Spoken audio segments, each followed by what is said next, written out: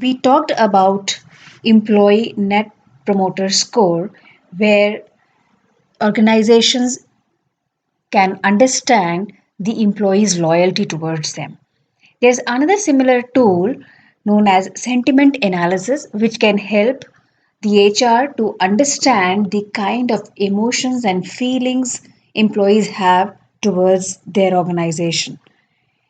Now, this is also known as opinion mining because organization is interested in knowing the opinion of the people about the organization.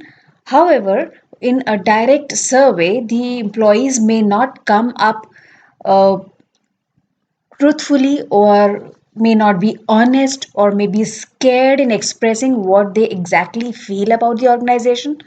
But while they are communicating with their colleagues or friends or family members over social media or other online platforms also, they might use words which reflect the feelings of the employees.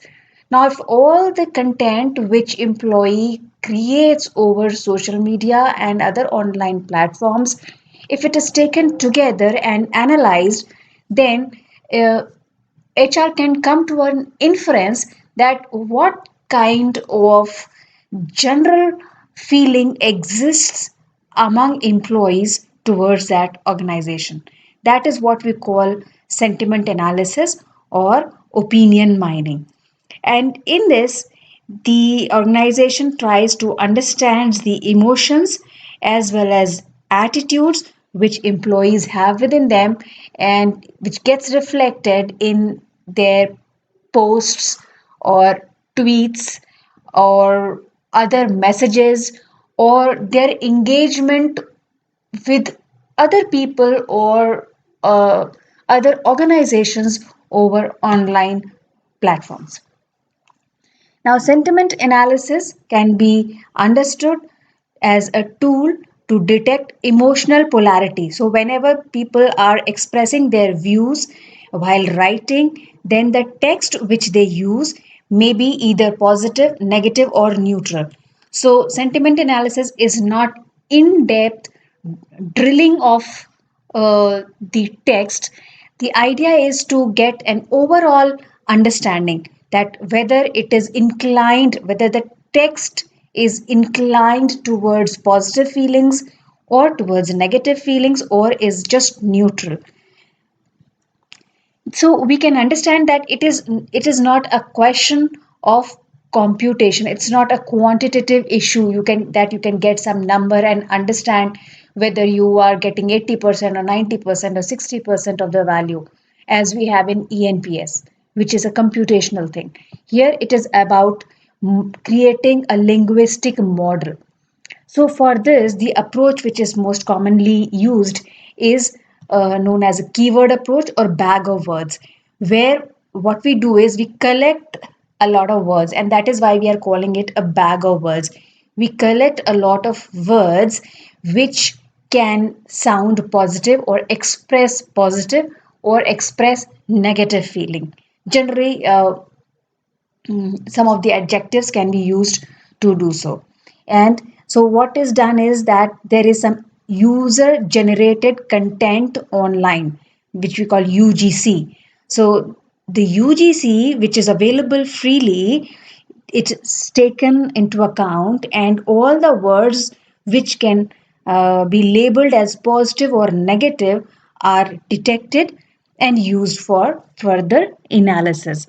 And in sentiment analysis, we are not just understanding how employees feel. If the employee feels sad, in one of the texts they say, I am feeling low. So this is not what the organization is interested in. It's not the general feeling what sentiment analysis talks about.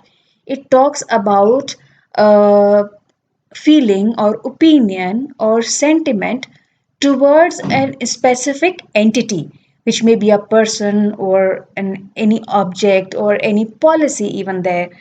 So when the tweet says that my company is great but my boss is a real jerk, now in this tweet there is a positive feeling towards one entity, which is company, and there is a negative feeling towards another entity, which is boss. So when we are doing sentiment analysis, we have to understand that what is the entity towards which this feeling or this opinion is expressed. And that is why sentiment analysis becomes very domain centered. Domain centered means it's very entity specific. So some algorithms are created, or you can understand as flowcharts are created, which are created for, let's say, a company.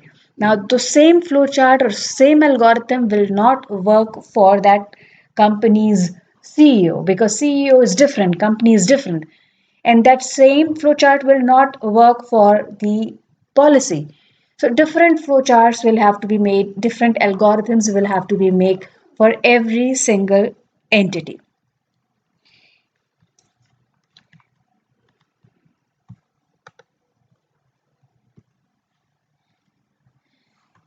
Here we talk about three different stages. First is entity extraction, then next is sentiment identification, and third is sentiment to entity attachment. These are the three different stages which are used in sentiment analysis. Number one is entity extraction. So whenever that user generated content is extracted, we have to understand what is the entity towards which this feeling is being expressed or this opinion is being expressed. So let's say you take an example of a tweet. You have taken a tweet and now you have to understand towards what entity is it directed. Is it directed towards the boss or the company or the policy or an organization or a system or a process whatsoever? So that entity has to be earmarked. This becomes entity extraction. Then, does that tweet have any sentiment involved in it? If it simply says the name of my company is XYZ, yes, this is a statement and a user generated statement or user generated content. There is an entity is the company here, but there is no sentiment in this statement. Okay, so this will not qualify for sentiment analysis. If the statement says I love my company, so in this the entity is the company and the sentiment is love. That is a positive sentence. And once these two steps are done, that you have identified the entity, you have identified the sentiment, now you have to understand, is this sentiment related to the company? Okay, I went to my office today and I was very happy. Now, in this sentence, there is a sentiment that is happy, and there is an entity, office, but they are not related. This happiness is not being related to office. If the statement was like that, I went to the office and hence I was very happy, or I was very happy to go to my office. In this case, there is an attachment of the sentiment and the entity. Okay, so these are the three steps. One, entity extraction. Second, sentiment extraction or identification. And third, attachment of entity and sentiment. These three stages can help you understand the sentiment embedded in that content. There are two major methods which are used for sentiment analysis. One is known as lexicon based, and the other one is known as machine learning. In lexicon based method, what we do is we collect a lot of known words which people generally use. Then what do we do is that we provide all these words with some value, positive or negative, and some magnitude, that is 2, 1.5 or whatever. So this value becomes valence, which has a sign and which also has a magnitude, a direction and a magnitude. So nice can be given a value of +2, good can be given a value of +1, right? So depending upon all the kinds of words which possibly are used by the people, a valence is being given to them. Then in the same algorithm, we can also add or incorporate some grammatical rules. For example, nice can be said to have value +2, but not nice can be said to have a value -2, because the moment you use the word not before nice, the nice though has a value plus 2, will become negative because the person wants to express negative feeling. Okay, and algorithms will not use that common sense, they will just follow the rules. So the rules have to be given to the algorithm. So you have to tell that algorithm that whenever they see the word nice in the sentence, they have to put the value plus 2 for the sentiment. Overall sentiment of the sentence will become plus 2. But if there is any negative word before the word nice, you just make that sign opposite. So make it negative or negative minus 2. So these kind of rules are given to the algorithm, and then these algorithms can be used to understand the overall sentiment which is embedded in that statement. Next method is machine learning method.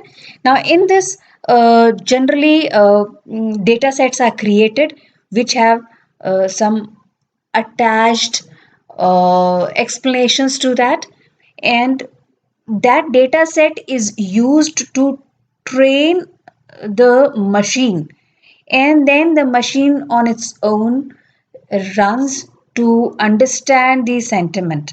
Okay, it's just like something like the your mobile phone auto correcting the spellings.